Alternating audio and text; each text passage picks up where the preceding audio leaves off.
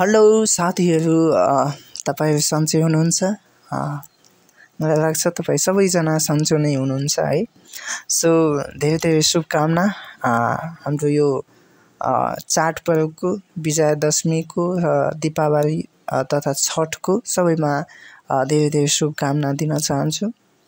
र आज हामी पुनः अर्को टपिक अर्को हैन टपिक लिएर उपस्थित भएका छौं यहाँहरुको माझमा। सो आज हाम्रो टपिक हुनेछन् हैन, हामी त्यसमा केही डिस्कसन गर्ने छौं हैन, त्यसमा केही बुझ्ने छौं हैन।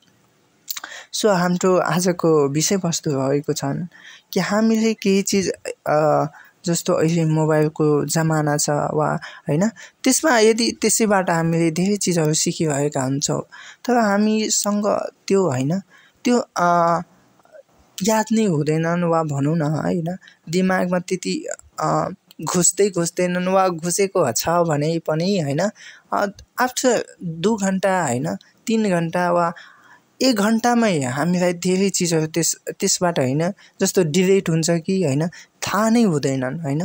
तर हामीले फोकस भएर त्यसलाई हामी सिकेका हुन्छौं हैन, बुझेका हुन्छौं।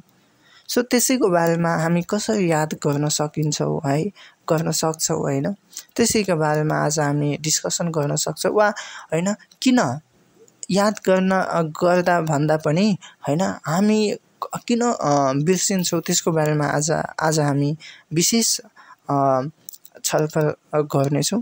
त आउनुहोस् हामी स्टार्ट गरौँ है त।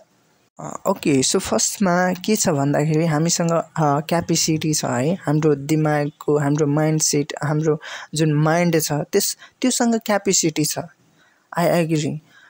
तर हाम्रो जुन अहिलेको मोबाइल छन्, जुन डिजिटलाइजेसन छ हैन, डिजिटल दुनिया छ हैन, त्यसमा त इन्फर्मेसनहरु त धेरै छन् नि हैन। जस्तै सपोज हामी एक्जाम्पल लिन सक्छौं मोबाइलमा यदि हामी मोबाइल चलाउँदाखेरि हैन, त्यसमा युट्युबहरु छ, के छ हैन, ती एपहरुबाट जस्तै युट्युबको एक्जाम्पल हो, युट्युबमा त इन्फर्मेसनहरु धेरै छन् नि। जस्तै हामी कुनै टपिक रिलेटेड हैन भिडियो हेर्यो भने त्यसैको त धेरै भिडियोहरु छन् नि त है। सो हामीले सपोज पोडकास्ट हेर्यो हैन, पोडकास्ट त 1 घण्टा मिनिमम हुन्छ हैन, 1 घण्टा समथिङ हुन्छ।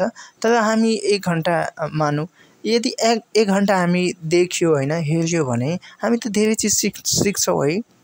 तर त्यही लगातार हामीले 1 घण्टा सकायो, पोडकास्ट सकायो, कन्ज्युम गर्यो, अनि अर्को चाहिँ हामीले फेरि कन्जम्पसन गर्न थाल्यो भने आफ्टर 1 घण्टा 2 घण्टा फेरि हैन हामीलाई याद नै हुँदैन कि फर्स्ट पोडकास्टमा वा फर्स्ट भिडियोमा मैले के बुझेका थिए वा के मैले सम्झेका थिए है।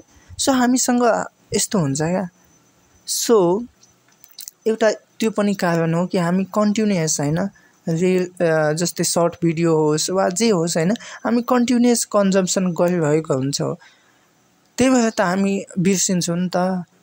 त यसलाई कसरी हामी कन्ट्रोल गर्न सक्छौं वा कसरी हामी यसलाई समाधान गर्न सक्छौं भन्दाखेरि सबभन्दा पहिला जस्तो पोडकास्ट छ, हामी पोडकास्टको एक्जाम्पल लियो, त्यही भएर पोडकास्टको नै एक्जाम्पल म दिन चाहन्छु। जस्तै पोडकास्ट हेर्यो 1 घण्टाको, त 1 घण्टा हेरेपछि हामीलाई कमसेकम आधी घण्टा, कमसेकम 20 घण्टा त त्यही पनि हामीलाई दिनुपर्छ क्या त्यसको हैन डाइजेसनको लागि हैन, त्यसको अब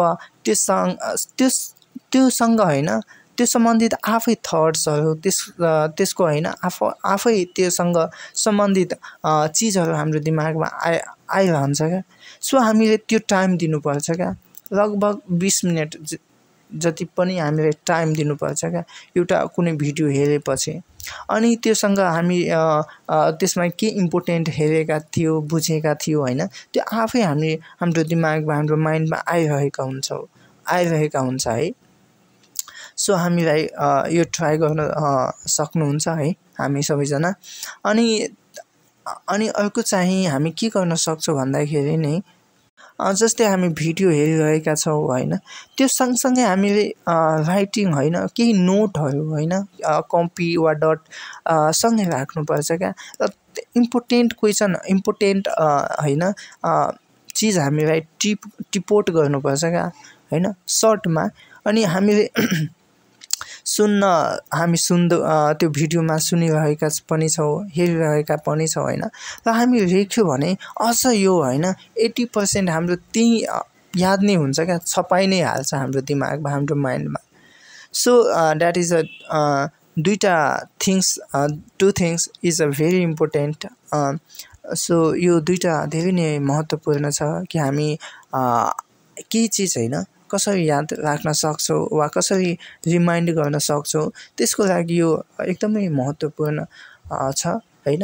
र मैले अनुभव पनि गरेका छु हैन। अफकोर्स तपाईँहरू पनि अनुभव गर्नुभएको छ हैन। र यसलाई हामी आफ्नो व्यवहारमा उतार्न सक्यो भने हामीले आफ्नो जीवनलाई अझ राम्रो बनाउन सक्छौँ है। सो आजको लागि यति नै हामी भन्न चाहन्छौँ र फेरि पुनः हामी आउनेछौँ केही नयाँ विषयवस्तु लिएर।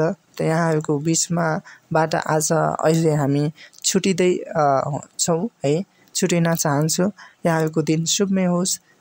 धन्यवाद।